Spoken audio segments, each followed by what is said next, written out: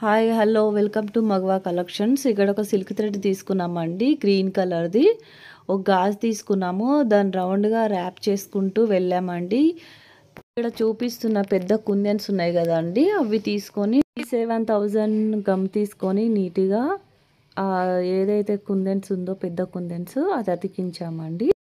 ఇక్కడ చూపించిన విధంగా ఐ షేప్ ఉన్న కుందన్స్ తీసుకొని గమ్ పెట్టి నీట్గా వరుసగా 1 by 1 అతికించామండి, రౌండ్గా ఫ్లవర్ మోడల్ వచ్చేటట్టు.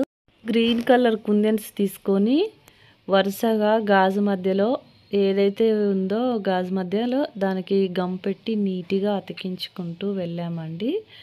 1 by 1 అలా అతికించుకుంటూ రావాలి.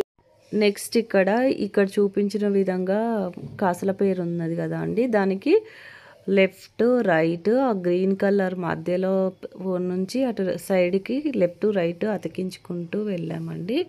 కాసుల పేరు ఏదైతే ఉందో అది నీట్గా ఎంత కాసుల పేరు ఉందో అది అతుకుపెట్టిన తర్వాత మధ్యలో గ్యాప్ ఉంది కదా అండి, దాన్ని ఫిల్ చేసామండి. గ్రీన్ కలర్ స్క్వేర్ షేప్ ఉన్న కుందన్స్ తీసుకొని నీట్గా మళ్ళీ అతికించుకుంటూ వచ్చాము.